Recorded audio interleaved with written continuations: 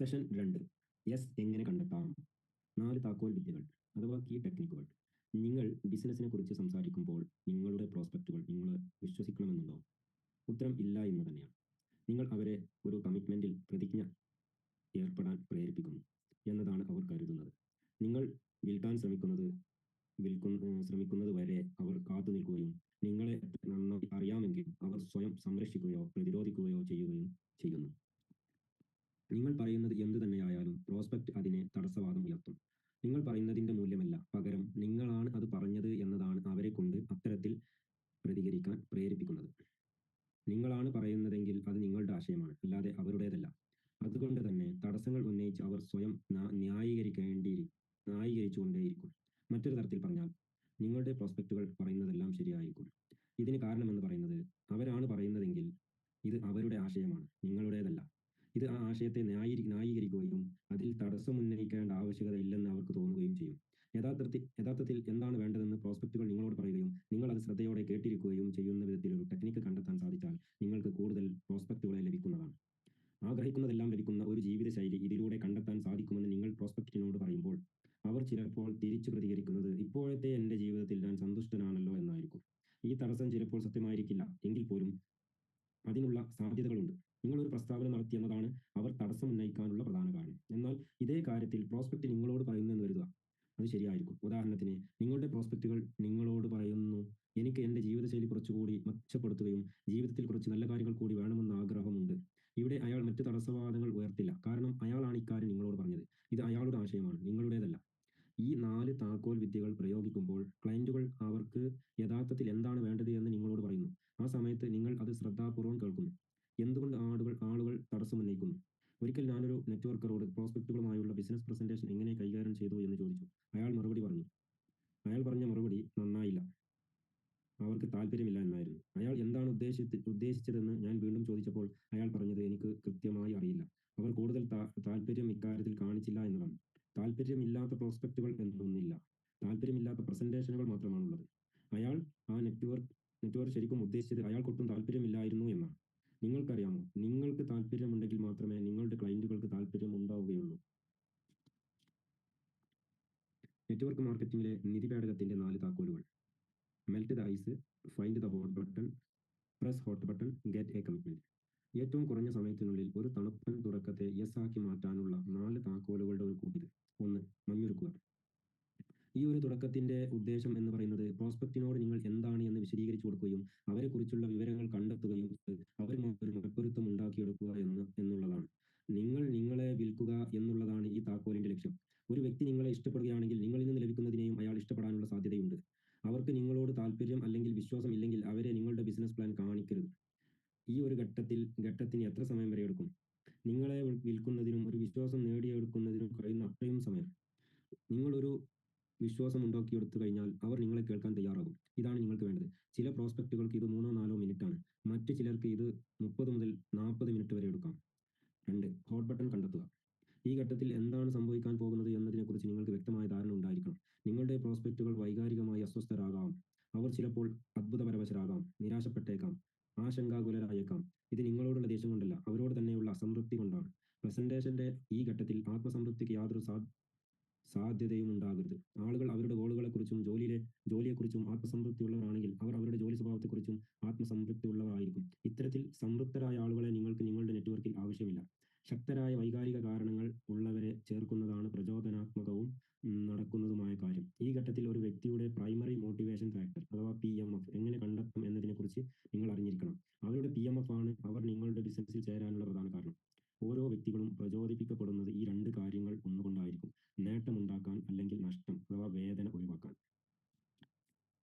ഈ താക്കോൽ ഉപയോഗിച്ച് ഒരാളുടെ പ്രൈമറി മോട്ടിവേഷൻ ഫാക്ടർ എങ്ങനെ കണ്ടെത്താമെന്നതിനെക്കുറിച്ച്, ഒരിക്കൽ അത് കണ്ടെത്തി കഴിഞ്ഞാൽ അവരുടെ ഉള്ളിലെ അഗ്നിയെ എങ്ങനെ ജ്വലിപ്പിക്കാമെന്നതിനെക്കുറിച്ചുമാണ് ഇനി നമ്മൾ കാണാൻ പോകുന്നത്. ഇങ്ങനെയാണ് പ്രോസ്പെക്റ്റുകൾ നിങ്ങളോട് എന്ത് നേട്ടങ്ങളാണ് അവർക്ക് വേണ്ടതെന്നും എന്തൊക്കെ നഷ്ടങ്ങളാണ് അവർക്ക് ഒഴിവാക്കേണ്ടതെന്നും പറയുന്നത്. ഇത് 4 താക്കോലുകളിൽ ഏറ്റവും പ്രധാനപ്പെട്ട ഒന്നാണ്. കാരണം ഈ ഘട്ടത്തിലാണ് പ്രോസ്പെക്റ്റുകൾ അവരുടെ ആഗ്രഹങ്ങളും സ്വപ്നങ്ങളും ഭയങ്ങളും ഒക്കെ നിങ്ങളോട് തുറന്നു പറയുന്നത്. എന്തുകൊണ്ട് ആളുകൾ വാങ്ങുന്നു? ഞങ്ങളുടെ ഗവേഷണങ്ങൾ സൂചിപ്പിക്കുന്നത് മിക്കവാറും എല്ലാ ആളുകളും നെറ്റ്വർക്ക് മാർക്കറ്റിംഗ് സ്ഥാപനത്തിൽ ചേരുന്നതിന് പിന്നിലെ പ്രൈമറി മോട്ടിവേഷൻ ഘടകം എന്ന് പറയുന്നത് 1. അധിക വരുമാനം, 2 സാമ്പത്തിക സ്വാതന്ത്ര്യം. 3 സ്വന്തമായ ഒരു ബിസിനസ്. 4 കൂടുതൽ ഒഴിവ് സമയം. 5 വ്യക്തിത്വ വികസനം. 6 മറ്റുള്ളവരെ സഹായിക്കുക. 7 പുതിയ ആളുകളെ പരിചയപ്പെടുക. 8 റിട്ടയർമെന്റ്. 9 പൈതൃകം ഉണ്ടാക്കുക അഥവാ ലെഗസി ഉണ്ടാക്കുക. ഈ പട്ടിക ശ്രദ്ധിച്ചാൽ ഇതിലുള്ള ഏതെങ്കിലും ഒരു കാരണമാണ് നിങ്ങൾ നെറ്റ്വർക്ക് മാർക്കറ്റിംഗ് ബിസിനസ്സിൽ ചേരാനുള്ള പ്രൈമറി കാരണമെന്ന് കാണാം. ചിലപ്പോൾ രണ്ടാമതൊരു കാരണം കൂടി ഉണ്ടായേക്കാം. എന്നാൽ ഒരു കാരണം മറ്റുള്ളവയേക്കാൾ എല്ലാം മുന്നിൽ നിൽക്കും. ഇതാണ് നിങ്ങളുടെ primary motivating factor. Primary motivation ഫാക്ടറിന് എത്രയധികം പ്രാധാന്യം ഉണ്ടായതിനാൽ ഇത് മനസ്സിലാക്കിയെടുക്കേണ്ടത് അത്രയധികം അത്യാവശ്യമാണ്. എല്ലാവരുടെയും പ്രൈമറി മോട്ടിവേഷൻ ഫാക്ടർ നിങ്ങൾ നെറ്റ്വർക്ക് മാർക്കറ്റിംഗിൽ ചേർന്ന അതേ കാരണം തന്നെ ആകണമെന്നില്ല. ഉദാഹരണത്തിന്, നിങ്ങൾക്ക് ചോക്ലേറ്റ് അല്ലെങ്കിൽ ഐസ്ക്രീം ഇഷ്ടമായിരിക്കും. പക്ഷെ അതിനർത്ഥം എല്ലാവർക്കും അത് ഇഷ്ടമാണെന്നല്ല. ചില ആളുകൾ സ്ട്രോബെറി അല്ലെങ്കിൽ കാരമലാണ് ഇഷ്ടപ്പെടുന്നത്. പക്ഷേ നിങ്ങൾക്ക് ചോക്ലേറ്റ് ആണ് ഇഷ്ടമെങ്കിൽ അതിനെക്കുറിച്ച് വളരെ എളുപ്പത്തിൽ സംസാരിക്കാനും ഒപ്പം മറ്റുള്ളവർക്ക് അനുഭവം പങ്കുവെക്കാനും സാധിക്കും. മാത്രമല്ല, മറ്റുള്ളവർക്ക് എന്തുകൊണ്ടാണ് ഇത് ഇഷ്ടപ്പെടാത്തത് എന്ന് ആശങ്കപ്പെടുകയും ചെയ്യും. ഭൂരിഭാഗം ആളുകൾക്കും ചോക്ലേറ്റ് ഐസ്ക്രീം ഇഷ്ടമായിരിക്കും. എന്നാൽ അത് എല്ലാവരുടെയും ആദ്യത്തെ തിരഞ്ഞെടുപ്പായിരിക്കില്ല. ചില ആളുകൾക്ക് ഇത് അലർജി ആയിരിക്കും. എന്തുകൊണ്ട് റോൺ ചേർന്നില്ല? ആൽബർട്ട് ഒരു വിതരണക്കാരനായിരുന്നു. അയാൾക്ക് സാമ്പത്തിക സ്വാതന്ത്ര്യം വേണമെന്നതിനാലാണ് അയാൾ നെറ്റ്വർക്ക് മാർക്കറ്റിംഗിൽ ചേർന്നത്. അയാൾക്ക് അയാളുടെ സ്വന്തം ബോസ് ആകണമായിരുന്നു. സ്വന്തമായി വരുമാനം വേണമെന്ന നിശ്ചയദാർഢ്യത്തോടൊപ്പം ആഗ്രഹിക്കുമ്പോഴൊക്കെ വരികയും പോവുകയും ചെയ്യാനുള്ള സ്വാതന്ത്ര്യവും അയാൾക്ക് വേണമായിരുന്നു.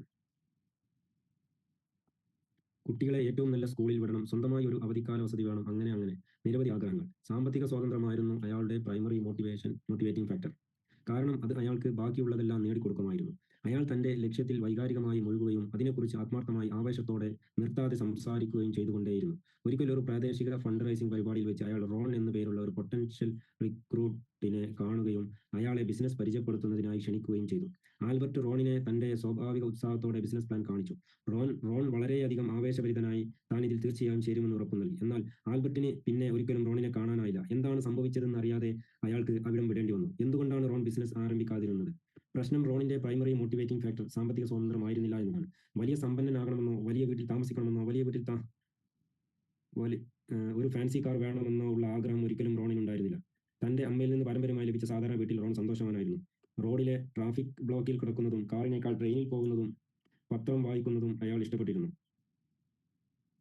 ഒരു സാമ്പത്തിക സ്വാതന്ത്ര്യം ഉണ്ടാക്കുന്നത് നല്ലതാണെന്ന് റോൺ സമ്മതിക്കുന്നു. എന്നാൽ അതൊരു ഉറപ്പ് ഉണ്ടാക്കാൻ മാത്രം റോണിനെ പ്രചോദിപ്പിച്ചില്ല.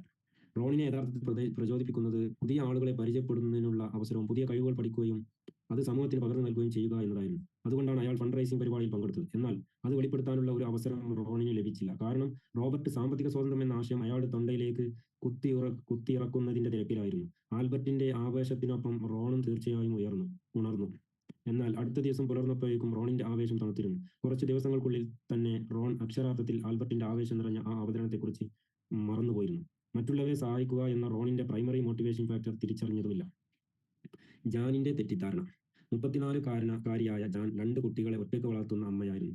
2 വർഷമായി അവർ നെറ്റ്വർക്ക് മാർക്കറ്റിംഗ് ചെയ്യുന്നു. അവർ ഒരു അത്താഴ വിരുന്നിൽ വെച്ചാണ് ഡേവിഡിനെ പരിചയപ്പെടുന്നത്. ഡേവിഡിന് അവരുടെ നെറ്റ്വർക്കിംഗ് പ്രവർത്തനങ്ങളിൽ ആവേശം തോന്നുകയും അതിനെക്കുറിച്ച് കൂടുതൽ പറയാൻ പ്രോത്സാഹിപ്പിക്കുകയും ചെയ്തു. ജാനിന്റെ പ്രൈമറി മോട്ടിവേറ്റിംഗ് ഫാക്ടർ എന്ന് പറയുന്നത് തന്റെ 2 കുട്ടികളെയും വളർത്തുകയും പഠിപ്പിക്കുകയും ചെയ്യുക എന്നുള്ളതായിരുന്നു. എന്നാൽ എല്ലാവരുടെയും പ്രാഥമിക പരിഗണന ഇതായിരിക്കില്ലെന്ന് മനസ്സിലാക്കാനുള്ള കാഴ്ചപ്പാട് ജാനിനില്ലാതെ പോയി.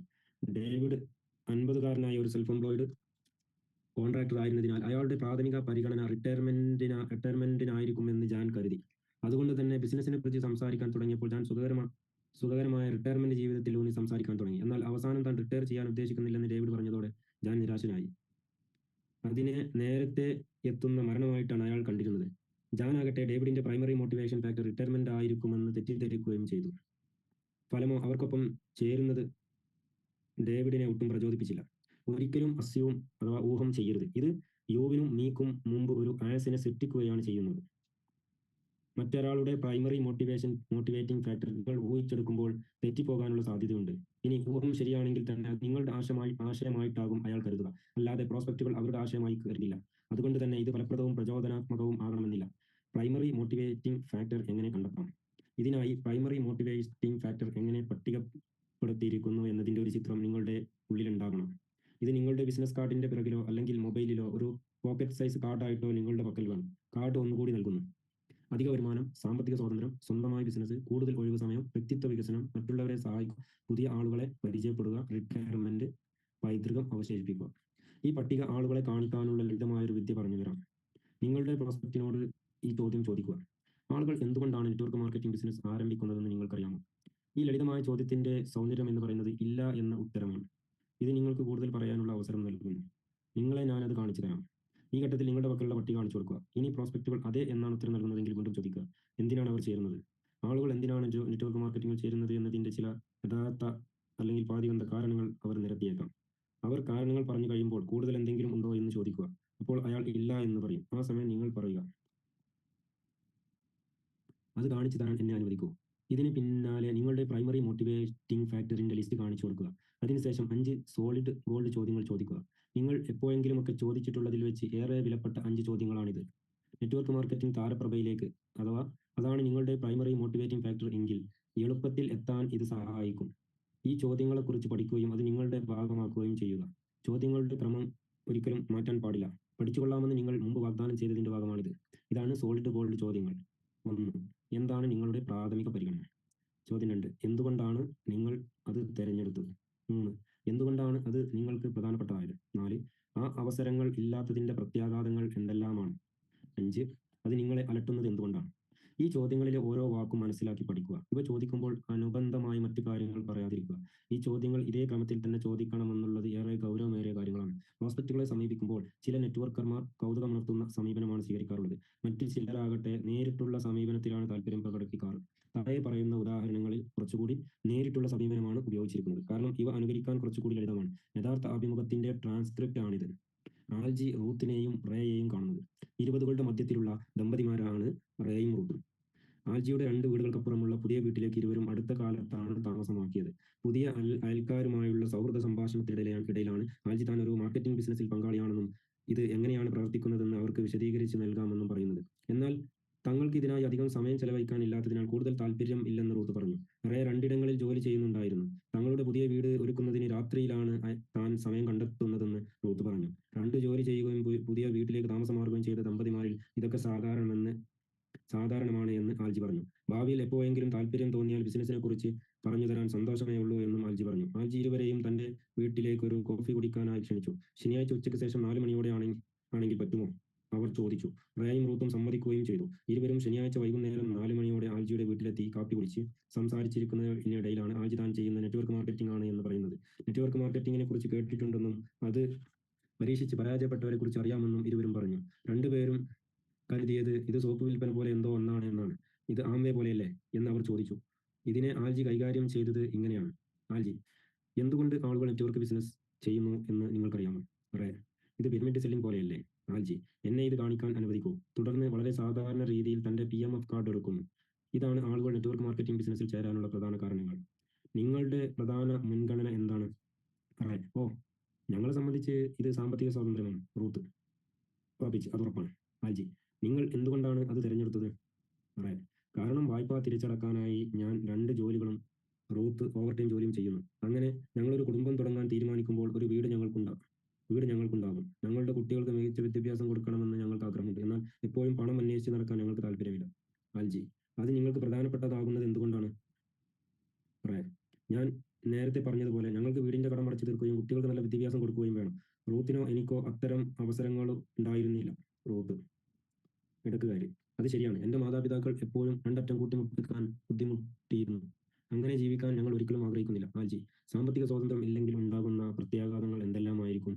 റേ: ഞങ്ങളുടെ മാതാപിതാക്കളുടെ അവസ്ഥയായിരിക്കും ഞങ്ങൾക്കും. കൃത്യമായ ബഡ്ജറ്റിനുള്ളിൽ വളരെ അപൂർവമായി രണ്ടറ്റവും കൂട്ടിമുട്ടിക്കാൻ ശ്രമിക്കേണ്ടി വന്നേനെ. റൂത്ത്: ഞങ്ങളുടെ കുട്ടിക്ക് മികച്ച വിദ്യാഭ്യാസം നൽകുന്നതടക്കമുള്ള കാര്യങ്ങളെ ഇത് ബാധിക്കും. അധികം വരുമാനമില്ലെങ്കിൽ അവർക്ക് ജീവിതത്തിൽ നല്ലൊരു തുടക്കം കുറിച്ച് നൽകാൻ നമുക്കാകില്ല. എന്തുകൊണ്ടാണ് അത് നിങ്ങളെ ദുഃഖിപ്പിക്കുന്നത്? ആൽജി കുറെ കുറച്ച് ടെൻഷനോടെ: ഞാൻ പറഞ്ഞതുപോലെ സാമ്പത്തിക സ്വാതന്ത്ര്യം നേടിയില്ലെങ്കിൽ അത് എന്നും ഒരു പോരാട്ടമായി അവസാനിക്കും. ആരാണ് അത് ആഗ്രഹിക്കുന്നത്? വിശകലനം: ഇതേപോലൊരു ദമ്പതികളോട് പറയാൻ സാധിക്കാത്തതൊന്നും തന്നെ ഈ സംഭാഷണത്തിനിടയിൽ പറഞ്ഞിട്ടില്ല. എന്നിരുന്നാലും ഈ സംഭാഷണത്തിലെ വ്യത്യാസം എന്ന് പറയുന്നത് ആൽജി ഉപയോഗിച്ചത് 5 സോളിഡ് ഗോൾഡ് ചോദ്യങ്ങളും റൂത്തും റേയും വെളിപ്പെടുത്തിയത് അവരുടെ പ്രൈമറി മോട്ടിവേറ്റിംഗ് ഫാക്ടറുമാണ്. ആൽജി അവരുടെ PMF ആയി സാമ്പത്തിക സ്വാതന്ത്ര്യം തിരഞ്ഞെടുത്തിരുന്നു എങ്കിൽ റേയും റൂത്തും അത് ആൽജിയുടെ ആശയമാണ്, അല്ലാതെ അവരുടെയല്ല എന്ന് കരുതുമായിരുന്നു. ഇവിടെ അവർ ഇതിൽ തടസ്സമൊന്നും ഉയർത്തിയില്ല. ഇനി ഈ 5 ചോദ്യങ്ങളൊന്ന് നോക്കാം. 1. എന്താണ് നിങ്ങളുടെ ഒന്നാമത്തെ മുൻഗണന? യഥാർത്ഥ ചോദ്യം എന്ന് പറയുന്നത് എന്തുകൊണ്ടാണ് നിങ്ങൾ ഇന്ന് എന്റെ നെറ്റ്വർക്ക് മാർക്കറ്റിംഗ് ബിസിനസ്സിൽ ചേരാൻ ആഗ്രഹിക്കുന്നത്? റേ പറഞ്ഞത് അവരുടെ പ്രൈമറി മോട്ടിവേറ്റിംഗ് ഫാക്ടർ സാമ്പത്തിക സ്വാതന്ത്ര്യമാണ്. അതുകൊണ്ടാണ് അവർ ഇരുവരും ചേരാൻ ആഗ്രഹിക്കുന്നത്. രണ്ടാമത്തെ ചോദ്യം, എന്തുകൊണ്ടാണ് നിങ്ങൾ അത് തിരഞ്ഞെടുത്തത്? ഈ ചോദ്യം യഥാർത്ഥത്തിൽ ആ കാരണത്തിന് വേണ്ടി നിങ്ങൾ എന്തിനാണ് ഇതിൽ ചേരുന്നത്? ഇരുവരും വിശദീകരിച്ചത് ഇരുവർക്കും അവരുടെ വീടിന്റെ കടം വീട്ടുകയും കുട്ടികൾക്ക് മികച്ച വിദ്യാഭ്യാസം നൽകുകയും ഒപ്പം പണത്തിന് ബുദ്ധിമുട്ടില്ലാതിരിക്കുകയും വേണം.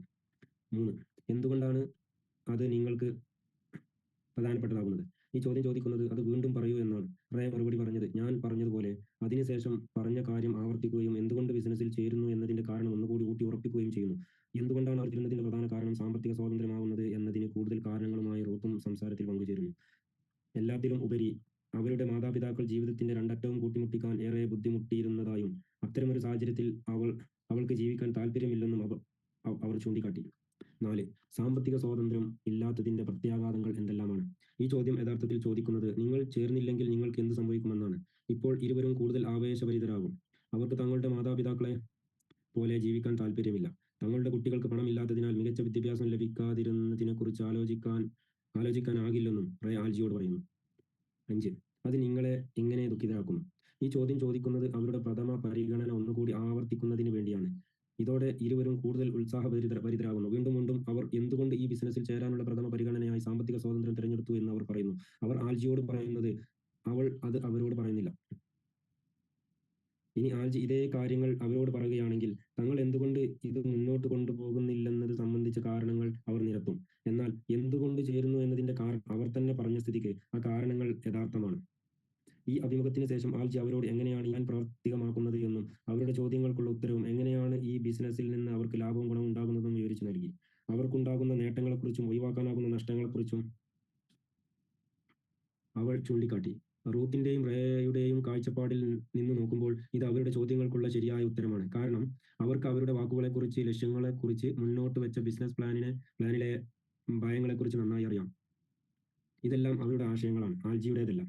ബ്രൂണോ എങ്ങനെയാണ് കട്ടിയുള്ള ഒരു പുറന്തോട് പൊട്ടിച്ചെടുത്തത്? ബ്രൂണോ ഒരു എഞ്ചിനീയർ ആയിരുന്നു. അയാൾക്ക് മറ്റ് എഞ്ചിനീയർമാരോടൊപ്പം ഒരു അസോസിയേഷൻ കമ്മിറ്റിയിൽ പ്രവർത്തിക്കുകയും ചെയ്തിരുന്നു. അദ്ദേഹത്തോടൊപ്പം ജിം എന്ന മറ്റൊരു എഞ്ചിനീയറും കമ്മിറ്റിയിൽ അംഗമായിരുന്നു. ഏകദേശം 1 വർഷം മുമ്പ് ബ്രൂണോ നെറ്റ്വർക്ക് മാർക്കറ്റിംഗ് ബിസിനസ് ആരംഭിച്ചിരുന്നു. ആവർത്തന വിരസമായ എഞ്ചിനീയറിംഗ് ജോലികളിൽ നിന്ന് പുറത്തുകടക്കാനുള്ള ഒരു മാർഗമായിട്ടാണ് അയാൾ ഇതിനെ കണ്ടത്. ചക്രവാളങ്ങളുടെ അതിരുകളിലേക്കായിരുന്നു ബ്രൂണോ നോക്കിയിരുന്നത്. പലതവണ ബ്രൂണോ ജിമ്മിനോട് ഒരു ബിസിനസ് അവസരത്തെക്കുറിച്ച് സൂചിപ്പിച്ചിരുന്നു. എങ്കിലും അയാളിൽ നിന്ന് ഒരു തണുപ്പൻ പ്രതികരണമാണ് ലഭിച്ചത്. ജിമ്മിന്റെ സഹോദരി സമാനമായ മറ്റൊരു നെറ്റ്വർക്ക് മാർക്കറ്റിംഗിൽ ഉണ്ടായിരുന്നു. അവർ ജിമ്മിനോട് ഇതിൽ ചേരുമോ എന്ന് ചോദിച്ച് സമീപിക്കുകയും ചെയ്തിരുന്നു. എന്നാൽ ഞാനൊരു എഞ്ചിനീയർ ആണ് എന്നും സെയിൽസ്മാൻ അല്ലെന്നും പറഞ്ഞ് ജിം അതിനെ പ്രതിരോധിച്ചു.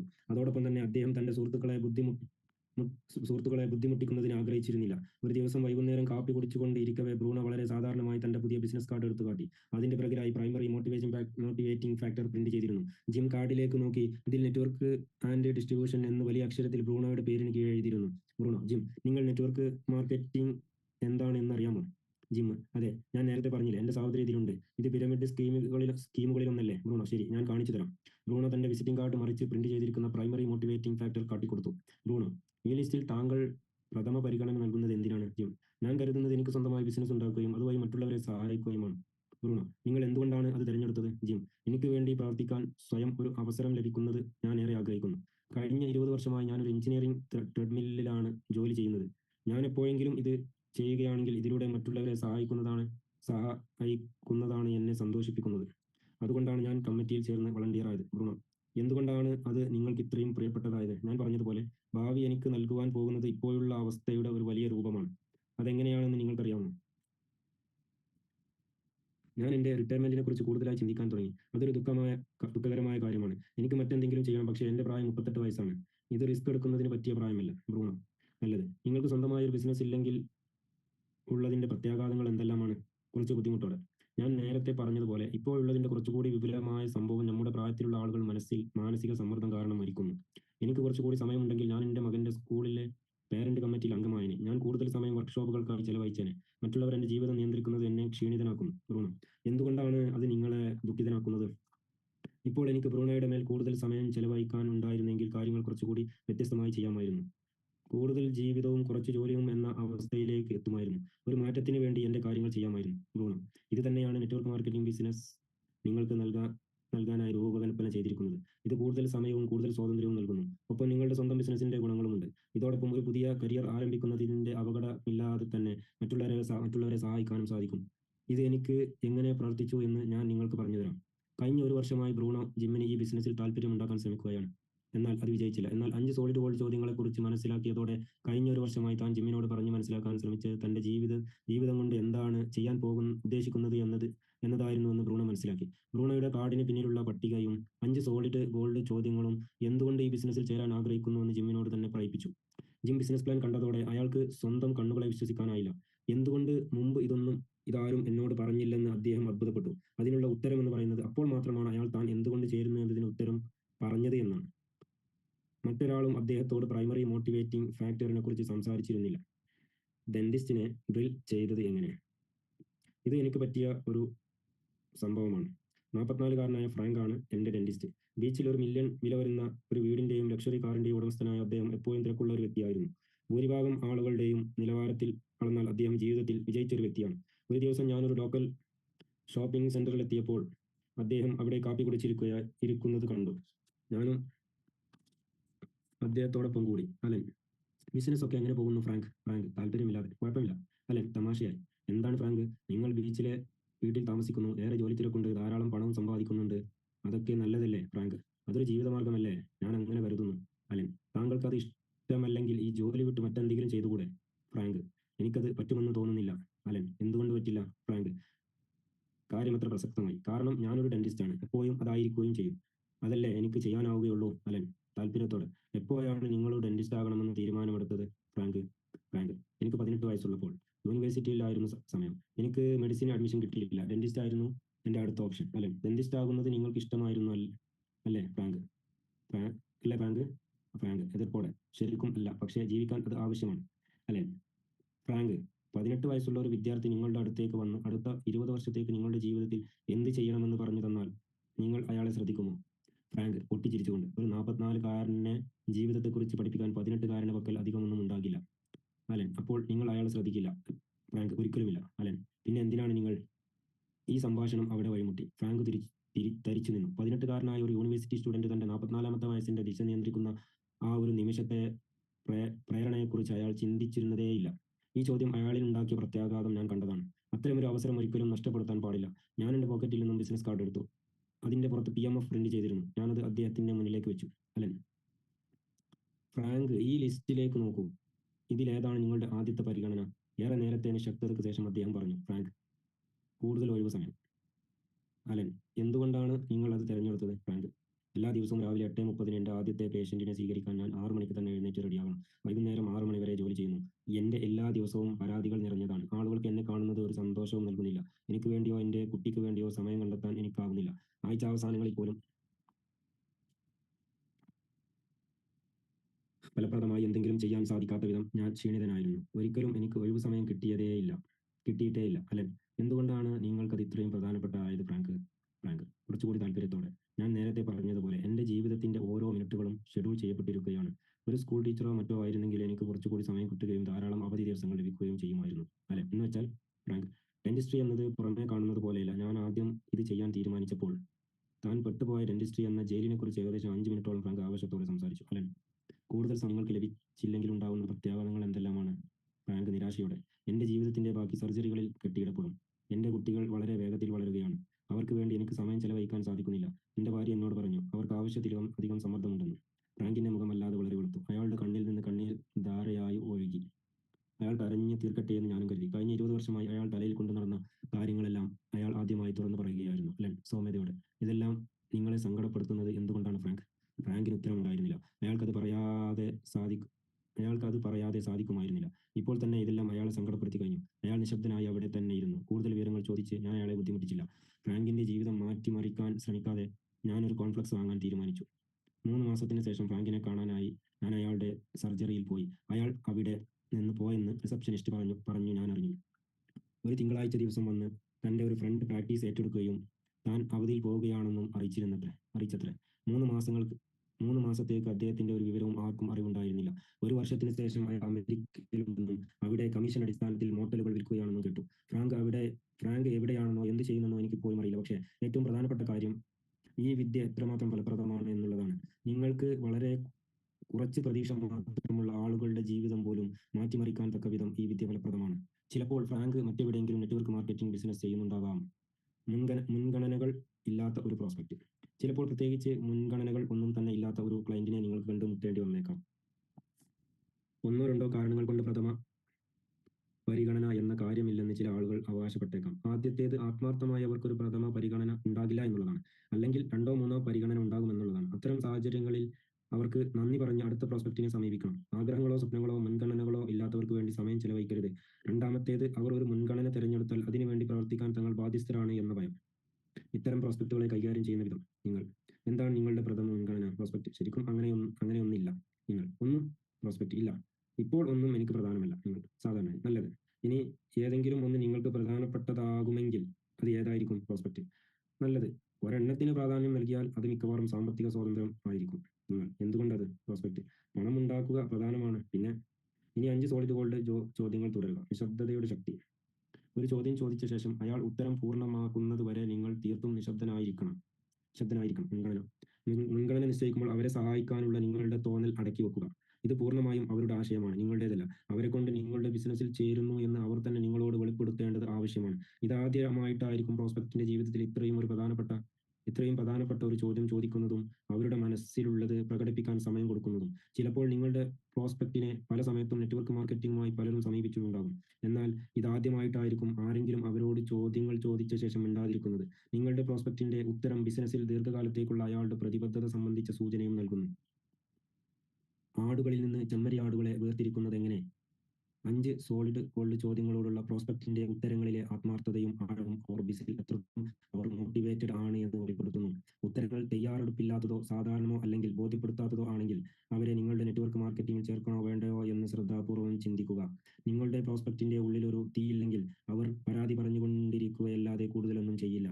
5 സോളിഡ് ഗോൾഡ് ചോദ്യങ്ങളോടുള്ള അവരുടെ ഉത്തരം ദുർബലമാണെങ്കിൽ നിങ്ങൾ മറ്റൊരു പ്രോസ്പെക്റ്റിനെ സമീപിക്കുന്നതാണ് ഉചിതം.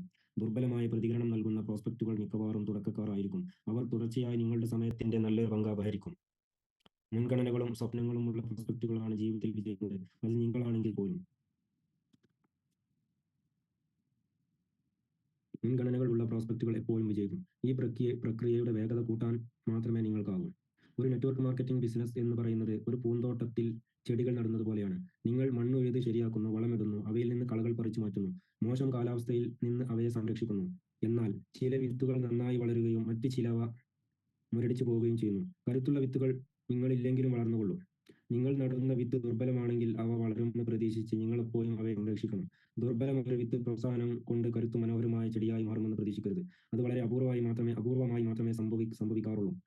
യഥാർത്ഥ രഹസ്യം വളരെ കരുത്തുറ്റ വിത്തുകൾ നടുക എന്നതാണ്. ഇതാണ് 5 സോളിഡ് ഗോൾഡ് ചോദ്യങ്ങളുടെ ഉദ്ദേശം. ഇവ നടുന്നതിന് മുമ്പ് വിത്തിന്റെ യഥാർത്ഥ കരുത്ത് പരിശോധിക്കാൻ സഹായിക്കും. ചോദ്യങ്ങൾക്ക് കരുത്തുറ്റ മറുപടികൾ ഇല്ലാത്ത പ്രോസ്പെക്റ്റുകൾ ഒരു തെറ്റായ പ്രോസ്പെക്റ്റ് ആയിരിക്കും. ചിലപ്പോൾ അയാളെ സംബന്ധിച്ച് സമയം ഇതായിരിക്കില്ല.